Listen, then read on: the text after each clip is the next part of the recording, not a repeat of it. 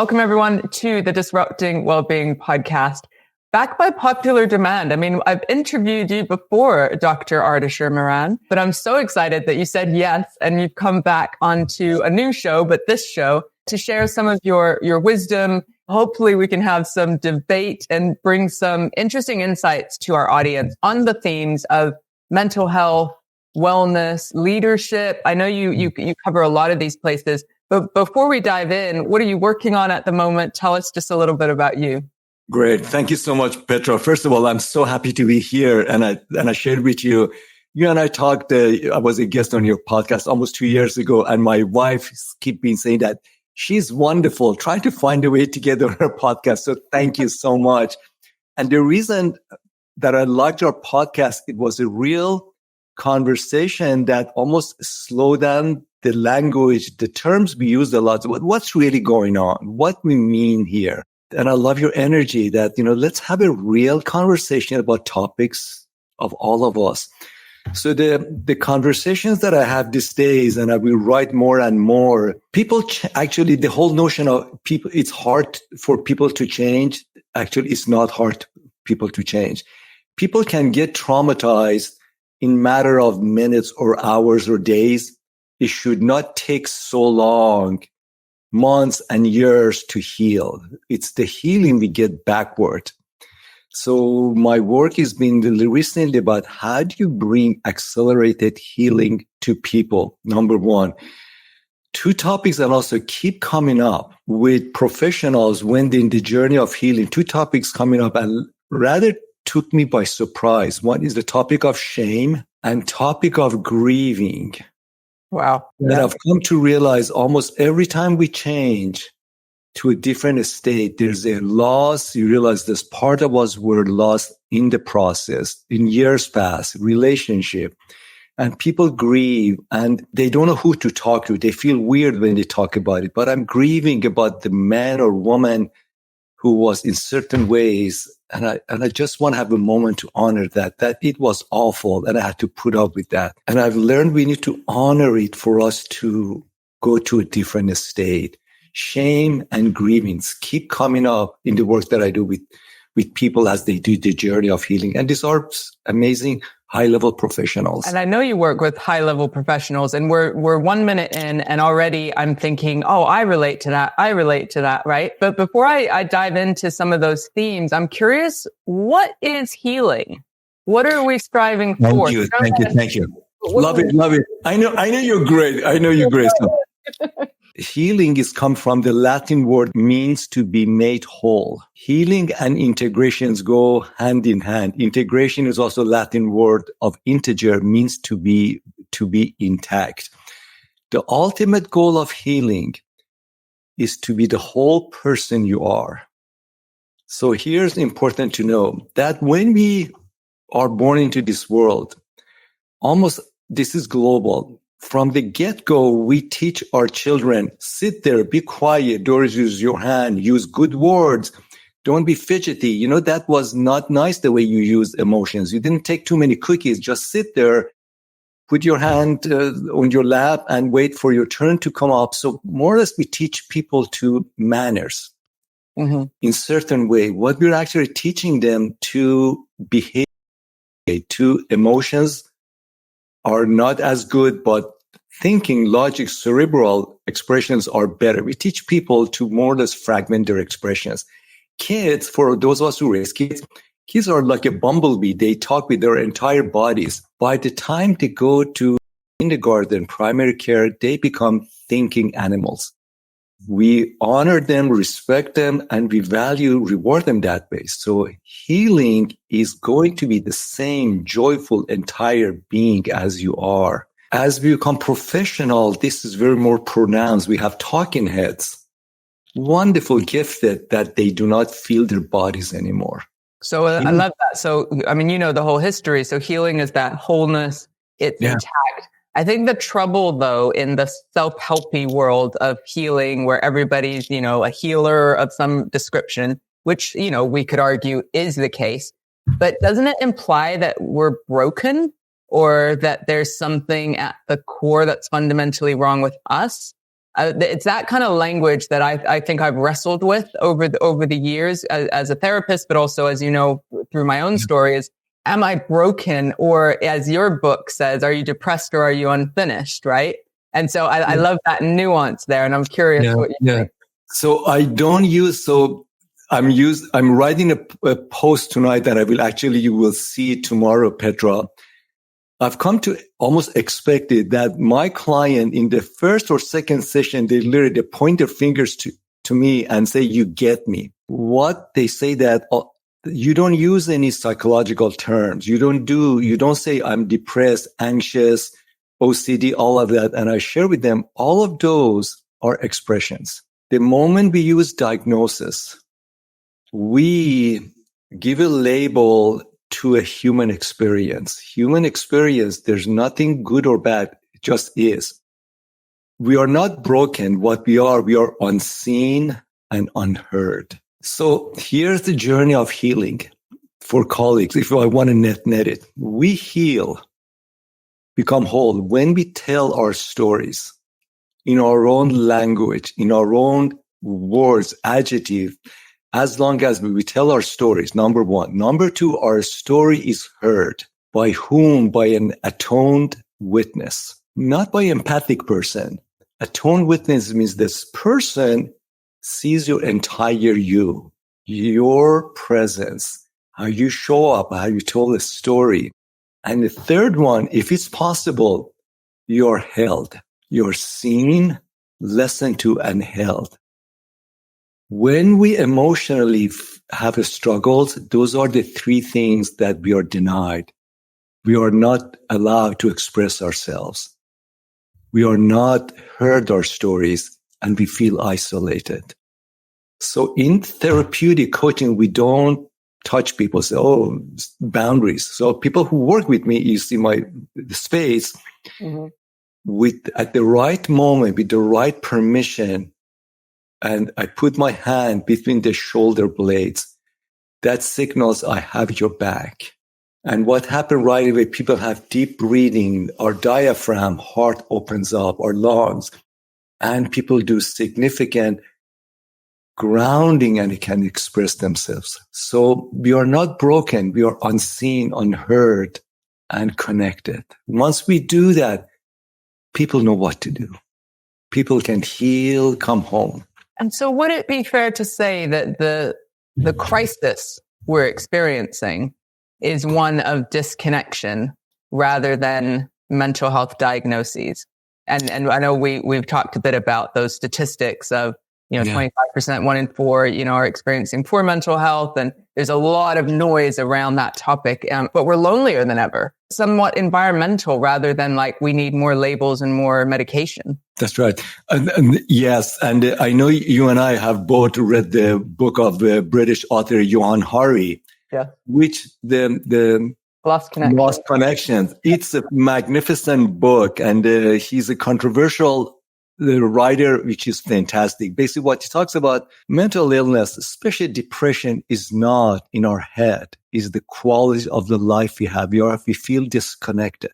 And then we are in very advanced societies that from the time children are born, they are turned to be on your own, give them the laptop or a devices. And we think because we are sitting side by side, we are connected. Connection is that you're seen and held and listened to.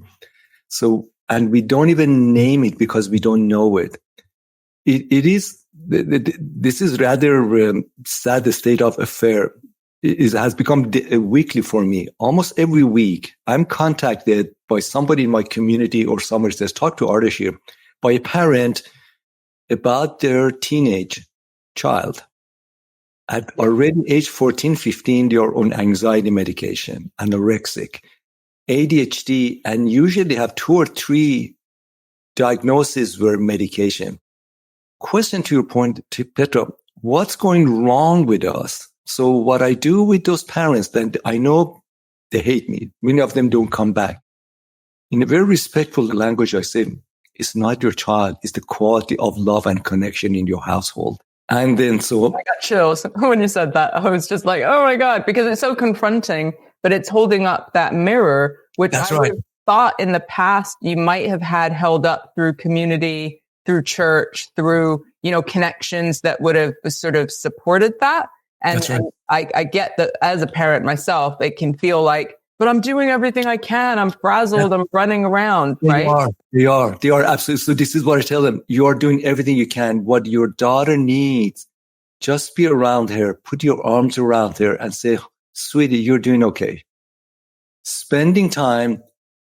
A lot of time you don't have to do anything. You're just there and hear them, hear their stories, hear how they go through school, which friends they have, which they don't have. They don't need advice. They need your presence. And once you do that, so what happens, their nervous system regulates. They come from isolation to connection. When that happens, their brain, the so-called distraction ADHD, calms down. And they see your smile, they see your attunement connected, they calm down. So these are basic human connections that somehow in the modern world, we didn't teach each other. Then we go to the world of work, we become isolated and we're sitting side by side working and we are deeply lonely. And I want to go deeper on that because that was where my head was at, was the workplace. And I know you work with senior leaders, with CEOs, C-suite, kind of that level. And notice like the high levels of depression, for example, and the high levels of loneliness. And, these are the successful, like on the outside looking in, you're thinking these guys made it, they worked their asses off and they got to a certain place. Yeah. And I can speak to it myself as the owner of a small business, but being the most senior person within it, right? I identify with the loneliness piece or the kind of the drive needed, and there's a cost or a price. Like, what have you seen in that senior leadership level? That beautiful question. So what happens then? So when children like those young girls or boys develop from early on, neurologically, the following happens. Our brain loves addiction. Whether good addiction or bad, we love anything that creates dopamine. Yeah. So they learn, the precocious young girls or boys, they learn to crush it in school. Get good grades, varsity, teams, multiple things. So what happened? They are rewarded for achievement, accomplish things, keep going, different good grades, then going to college, get good jobs, go to law firms. So they learn certain level of high by their achieving brains. So there are facts that we don't fully appreciate. The high achievers, executives, they are on the scale of resiliency and grit off the scale. Mm-hmm. You can be resilient and you can be suicidal. So there's a distinction between achievement and fulfillment. They are parallel processes in life. We haven't been taught the skills of fulfillment. Fulfillment is an inside job. Achievement is outside job. So those children grow up to become successful professionals, but deep down they are empty because they didn't learn from mom or dad, because all they were rewarded was go and become a best student, get good grades, go to college, marry the right person, so on. So when you work with executives, they know they want better relationships. They don't even know how. Yeah. And when I bring it to them, the next question is, I know it's important, Ardeshir, but not now. I have meetings, a strategy. I'm busy. I will get to it. Yeah. And the term they use, I will get to it someday, somehow. And in fact, here's a case in point. Last fall, I got a call from an executive, just through a friend, said that I love your work. I know I'm depressed. I've been sitting on it. And give me all the list that he knew he needs to work on it. And then said, so would you like to work on it? When do you like to meet with me for your therapy? Said that we'll have a strategy meeting. There's board meeting. There's a vacation coming. I said that so this is last October. I said, I will get back to you next April. So he's not going to call me. They have seen it. So what stops those people? When do they call you? So when they call me, there's a quality, what I call souls on fire. I wish I could have more of this in folks, but people realize there's a greatness in me. So here's this what happens when those leaders think that I need to There's a part of me not working, like my car is broken. I need to go fix the muffler. Other leaders, souls on fire, realize there's a greatness in me untapped. I can love more. I can even create more money. I can be a better dad, a better mom. I want that. And I'm tired of seeing myself waiting. That's about 20, maybe 30% of the people I work with. And then they says, I want to do this work. I'm tired of feeling like this. Majority of them, they said, I get you on my calendar next year, and it breaks my heart. That was my story for years. They will not come back to me, but here's a problem. They already paying the price. When we suppress things here in our head, we express them in our bodies. So those leaders, and I've asked them, so show me in your briefcase, your backpack, the medications you take. For people who sit on anxiety and depression, for women, they have significant gastrointestinal issues, tight stomach. And for leaky gut, for men, is cardiovascular, heart rate. Seeing a lot of that these days. Yeah. A lot. And in fact, we know in men, especially successful men, they have a higher rate of sudden cardiac arrest, heart attack. They drop dead. For women, high rate of anxiety medication because their stomach, sitting there. These are all emotions, to your earlier question. They haven't been whole, and they tolerating their the sense of wellness. The other part they have, you see this a lot in the world of work, all sort of physical complication, back pain, neck pain, the so-called chronic fatigue syndrome, which we know is related to unhealed trauma. So their bodily ache pain. So that's how the opiate crisis started. People are in pain. Here's a data point for you, the Petra. I used to work in healthcare every day across the United States in primary care department. Every day, up to 1/3 of visits are related to depression. Doctors know it. The reason they know it, it's called functional diseases. People keep going back for illnesses that there's nothing wrong with the body. They do all sort of assessment, MRI, neurology. They relate to depression, and doctors don't know how to tell a patient, go get help. This is not in your body. So we pay the price for unhealed emotions with our bodies. So many things here. I mean, my brain, as you know, because I grew up in a cult and, I have experienced trauma myself, is I'm literally listing off people I know. And I'm like going, you've got that, you've got that, you've got that. But it's unhealed trauma, right?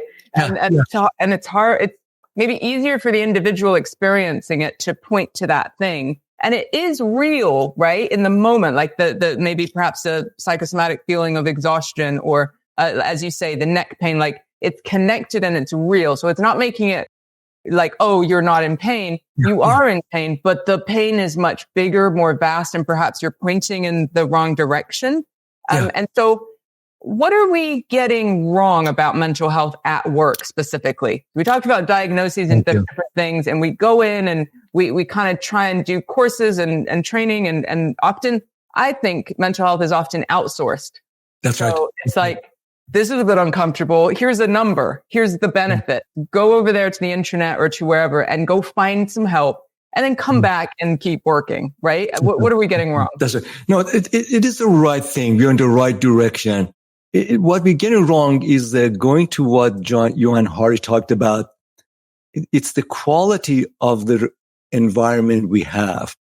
So a better way to think about it, so some other data point, there is research that came from Columbia University. I'm a graduate from Columbia University and also from Gallup, that in teams that the high rate of disengagement, which is almost 75% of the teams cultures year after year. On high engaged teams, once they do another survey, they have a high rate of depression and anxiety on those teams. So this is not in people's head. Also in organizations that you have more than 3 management hierarchy, by the time it passes 4, 5, 6, 7 in big corporations, you have high rate of depression and anxiety. This is autonomy, right? You become a clog in the system. You lose power. You lose voice. You become a number. So this talks about depression and anxiety, they are not in our head to a great extent, is shaped by the environment we live in. So when we talk about mental health at work, we offer it as a program. Usually is that here's a literature, sign of depression, anxiety, but you, dear employee, go see a therapist, keep it to yourself, deal with it. Deal with it. Versus, is this a happy workplace? What is the quality of manager? Do people have a say in this place? Is this person, many people, I was one of them, you do the work because you have bills to pay, but you hate the work. Yeah. Are in the right role. So once those things are compromised, your mental health suffers, and you can have those kind of conversations. We typically don't, because companies are afraid of this conversation. Because I know this for a fact. In my previous employer, I had an offering about how do we have a better, richer relationships in the world of work. I went to HR. They said, no, you need to talk to the legal department. I went to talk to legal department. They said, Ardeshir, we cannot have those kind of conversation at work. Then I'm being honest that what if people, they realize they hate their job and start to have lawsuits or the complaints build up. We want to keep things within certain confined of norms of the corporation. Makes perfect sense. That's not how people operate. People need decent conversation, honest conversation. Am I in the right role, in the right team, doing the right work? Do I get some basic decency at work? Those things help with mental health. Yes, I may need to go see a therapist, but they're a key part of that. Work can be a source of joy, stability, and renewal, or a very punishing environment. Which one do we want to select to create or live within? And so I often talk about, and I think you'll agree, that when it comes to mental health at work, we have individual responsibility and we have organizational responsibility. And we obviously need both of those working together to create a healthier environment. So everybody sort of taking responsibility. But then there's the funny thing about groupthink. And again, this is something that I find interesting at the moment, which is we get into groups and we kind of collude. And so, yes, there's we don't want them to kind of rock the boat because we might not have anyone doing the work, right? Or we might have too many problems. But equally, individuals, there's a fear element of, I don't want to be the first one to have the brave conversation or put myself out there for all the reasons of, I could get fired. I have to pay my bills. But even if your job is safe, I think there's this fear in the air. I don't know how you see just that piece of it. The fear is there. I mean, what you talk about, there's a so-called psychological safety. Yeah. Psychological safety is another thing that has become a program. And again, I work in corporation. You go through the program, you do your own self-assessment, you get a checklist, you get a certification. Okay, you're psychologically safe. Oh, I know. It's not one and done. It's not one and done. Yeah. I'm psychologically safe. And psychological safety is the felt experience. So in fact, the case in point, some of my colleagues, they want to help me. Says, Ardeshir, can you come and do psychological safety? And the programmers tell me what you have in mind. And I tell them, you know what? I don't do programs. Psychological safety is a felt experience. You feel it. It's not what you think about it. So part of that, every team has drama. Every team, when they come together, when they are new, there's differences in opinion, strategy, or accountability. There are always issues. Can we talk about it? The reason things get messy is that sense of zero sum, that if I win, somebody has to lose versus we both can win. There's some basic skill of collaboration, of honoring, that let's figure this out while we are nice with each other. Those are the skills we need to learn to role model and nurture. So can I get personal? Please do. So psychological safety has many components, and you're absolutely right. Like, let me ask your people with you not in the room if they feel psychologically safe, right? That's going to give me more information than a group of managers saying, well, I think so. I'm psychologically safe, right? Yeah. I think people misrepresent, right, themselves, not even in a bad way. But so I think it's about brave conversations, and that can look different for different people. So our level of brave might be different than someone who's just like, ooh, let me ask them about the weekend, right? That could be a big deal. So here's a personal question. What is the last brave conversation you've had? In the world of work? In any world. It could be personal. It could be the world of work. The last conversation that I had was this morning with the woman leader who said that I'm in the wrong role. And I said, what does wrong means? That I don't like my role.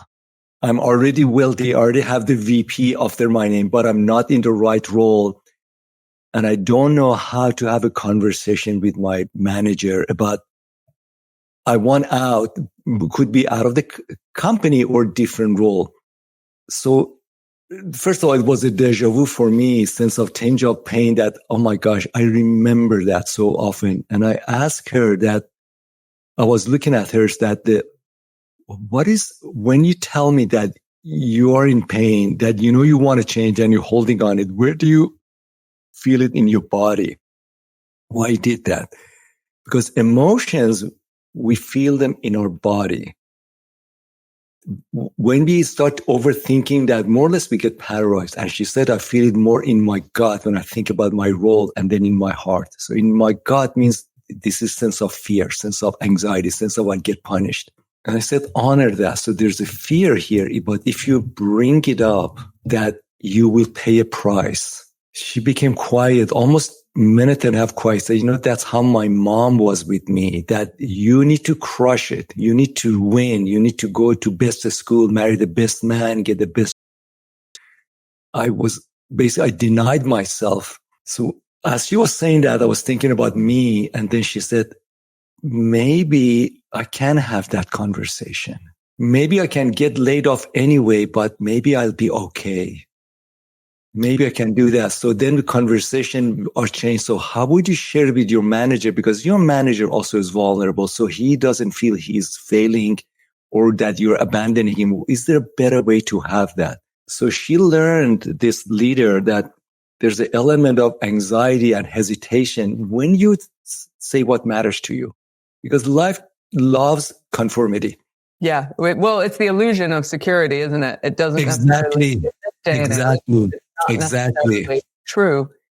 So I'm curious, take us back to that moment for you where you knew that you needed to create some change. I know this story is personal, because I think people listening might be like, oh, that's me, right? I need to make a change. I feel all the things that you sort of described, but like, what is the first right step? Like, what the hell, where do I start? And so talk us through your process. So my own story is that I was a successful corporate executive, life of the party, smiling and keep getting promoted. People asked to be mentored by me. But deep down, I was always a therapist. So I went to graduate school to become a psychoanalyst, psychologist, and I end up through serious introduction.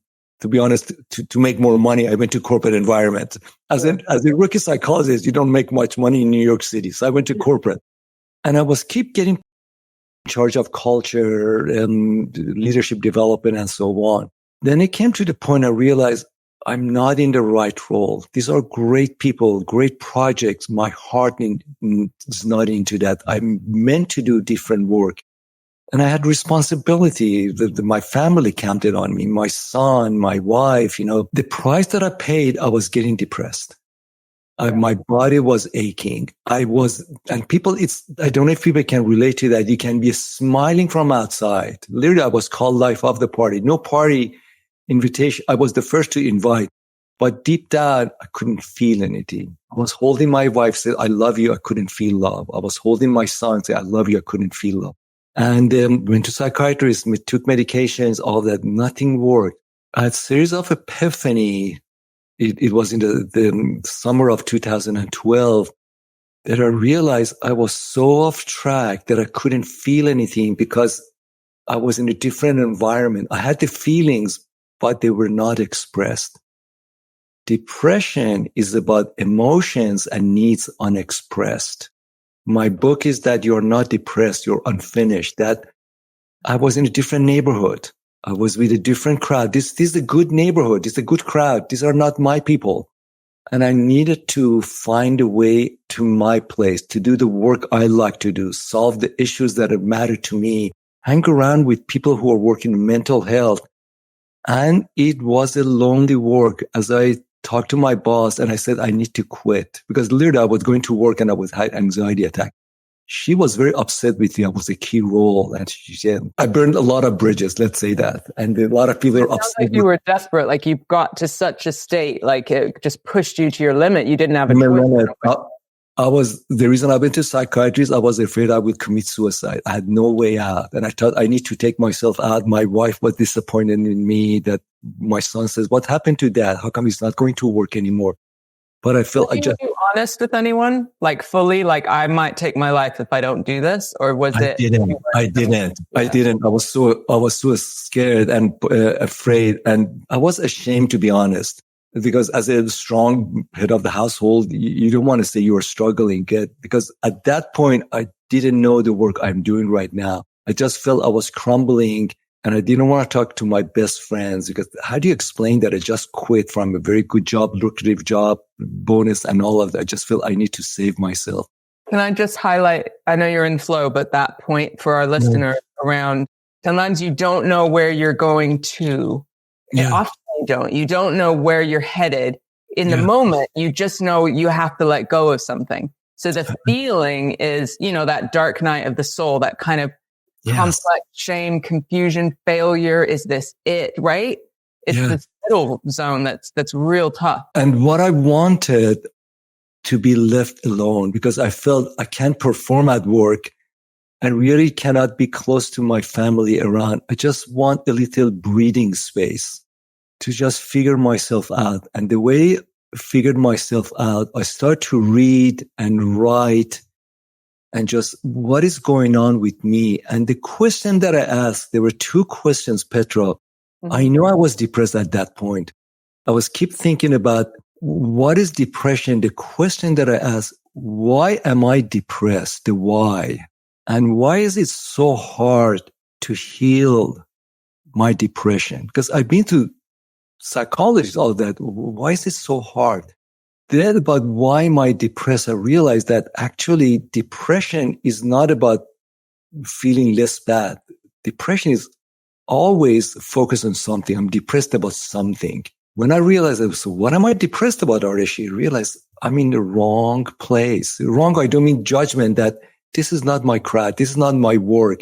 I'm meant to do something. It's personal. I need to go find my people, my neighborhood, my work. And that was a time that I read Johann Hari's book. And I remember exactly when I saw that book, read that, said, this man gets me. Yeah.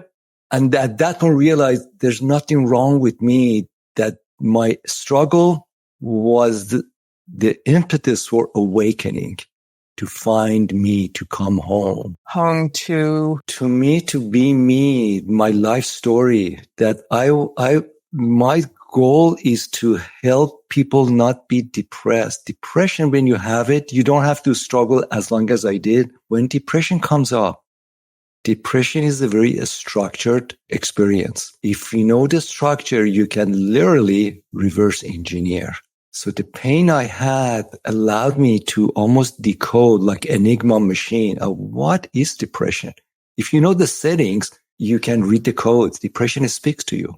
How can trauma speak to us? And now I know there's like capital T trauma and little t, and it's thrown around a lot, but I'm curious, how do we hear? What's it saying? Thank you. So what trauma means, trauma is overwhelming experiences. Can be an accident, a death, or abuse or neglect.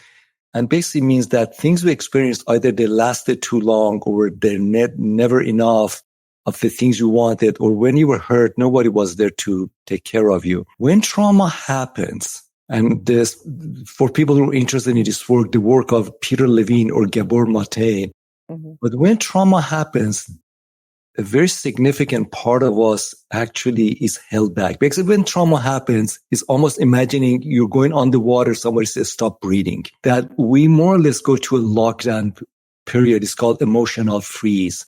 Mm-hmm. That people, we start to believe that maybe it's okay if I'm not loved. Maybe it's okay my body's violated. Maybe it's okay that I don't have a good job. Maybe it's okay my body is bruised and hurt. You start to tolerate what is not right. And you go through life, you start to say, maybe it's okay my partner is mean to me, or my boss is mean to me, and I'm not really being played to my strength. Trauma, we start to believe less of ourselves because that's how we were forced to believe it. So it's the diminished and altered view of your true self. When people altered view, yeah. So equally, you haven't been held, heard, seen the things that you said at the beginning that come out here. Right. Yeah, that's right. The journey of trauma healing, more or less, is that finishing the journey of your growth, fulfillment, nurturing, and your ascending. That you were not allowed to feel. Get back to your living, to soar again, because that's what you were meant to be. That diminished view of you have, that was actually self-inflicted by others. That's not you. This journey of healing of trauma is journey of claiming you as you. It's all that, isn't it? That's what I'm hearing. It's like it might have a different path that leads to the place. Yeah. It's about finding yourself and then practicing, because I think it's practicing. I don't think it's like here's myself. A small dose. Yeah. And the journey of healing trauma is journey of new boundaries, literally new boundaries. People who heal trauma, they say no a lot. That's not cool anymore. I'm not going to do that. I'm not going to date you. Yeah. And like that woman that I talked about, I need different role.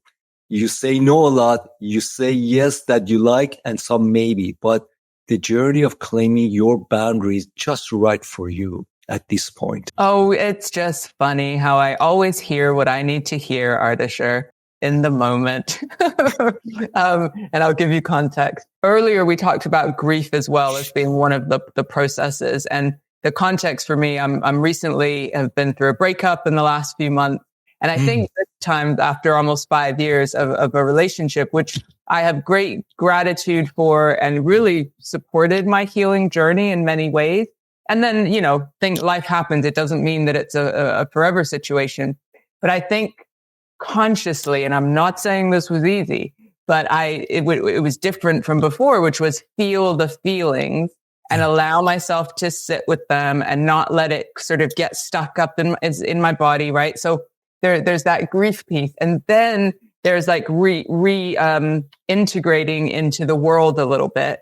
And then that boundaries piece, it's interesting to almost be a different person than I was when I was single 7 years ago. And it was when you said like the boundaries around dating and how you show up, I'm like, whoa, like all of this is so we didn't rehearse this. I was like, it's almost like I've learned a different kind of respect for my soul and my body. Yeah. And so the interaction feels, if it's not fulfilling to my soul and to the person that I am now, it's like easier to say, nope, this is draining my energy, which is essential for my mission. Yeah. So I don't want my mission energy to be drained by low vibration humans, if I may say it that way. That's right. Just kind of clocking, that kind of line. And I wonder if you've got any more comments just on grief and when change happens, what that might be like. Yeah. So here's the part that, to be honest, I thought I knew everything about grief till my clients, almost all of them, men and women, start to talk as they're doing the growth. There's suddenly they have grief comes up. I said, I'm by myself driving, listening to certain song by Adele. I'm starting to cry. And I'm saying, I don't know what that means. I'm starting to realize we psychologists, Mr. Western world, we don't get grief. We think grief is something we go through almost like you go through a trip, you come out of it. Yeah. I'm starting to appreciate grief is continuous daily experience about where we've been. And a way grief is say that pay attention to different things. When grief comes up, grief is almost invitation of things we lost, the hurt we had, the regret, that part of that say that I got hurt, I hurt others, and I said things that they were not cool. I wish I had more of that person in my life. It didn't happen for a number of things, including losing loved ones. And yet I need to go on, and I will go on, and I will be okay. But those memories, they have charges as reminders. I come to realize grief is reminders of a point in time. I'm not there anymore. Mm-hmm. But it reminds me to live. Grief is a reminder to live, to carpe diem, that this is your moment. This is a reminder. I feel that as well, because I feel like where it feels messy and confusing. I mean, I journaled a lot and I hadn't journaled in a long time. And that was just kind of processing the good and the less good. So what have I learned? Who am I now? And that worked for me. Everybody's different, but it does feel like it's not linear, like closure, life is perfect, because you carry that experience with you and you are changed by it, whatever that looks like. And yet you then you emerge from those shadows, and life is so much more sweet. You know, the colors are clearer. And yes, you may slip back into, patterns of, these days, avoidance, addiction, scrolling, numbing, like the feeling, it's really hard. The environment we're in is not conducive for feeling the feelings, because it tells us to distract, right? That's right. No, Petra, you mentioned a very key point. I mean, you read a lot of books these days, gurus, about how to be happy, how to have X, Y, and Z. I've come to realize we humans always live in between spaces. We can be very happy and very sad. We can be wealthy and deep down feel very poor. It's with life happening in between places, grief and living. Yeah. Is in that in between places, we need to find comfort that this is life. Even like I spend my time reading about the life of Mandela, Gandhi, all the prophets. They had miserable lives. That the great people we admire, life in those in between places, that you have a pain, you have a joy, is what you do with it in this moment of your choice, connections, receiving and giving love to others. I love that, because I think when people are in survival mode, they are more in the black and white. They're more in the this or pick a side. Like, as long as I have a container or a label or something like that, then that somehow they can make sense of the world. But it's actually what you're saying is that dance of the paradox, right? And so that real living happens in that dance, that like uncertainty. I might not know what's going to happen next, right? Yeah. But yet I am myself. It's Brené Brown talks about braving the wilderness and coming home to yourself, and that can sometimes be lonely, which it can be, right? But what is the price we pay for not being ourselves? Like, I would prefer to pay this price. You know what I mean? Than the other one. Absolutely. You just said it, that, braving myself, that we are at core messy human beings. And in that messiness, we are perfect human being. That's all. Creatures are imperfect, and that's okay. What would you say about just addiction? And what I mean is not the park bench drunk, I'm 15 years sober, so that could have been me. But I mean the day-to-day addictions, as far as numbing, even medications, like just things that we use to not feel. Like, is that part of the problem? So addiction is when we are addicting behaviors, what happens, we avoid being present. Mm-hmm. Addiction, because present, we don't know it, we don't like it, we don't like ourselves, the emotions come up, we cannot handle it. Addiction takes us away from being to another place, another ideas. We get buzzy, or we just watch too much, the social media, porn, you name it. Like, in fact, some of my clients, they had a hard time sharing that they were having serial affairs. That's another form of addiction. We get your love, you just enjoy the affair, but you are missing being present or dealing with some issues in your own marriage.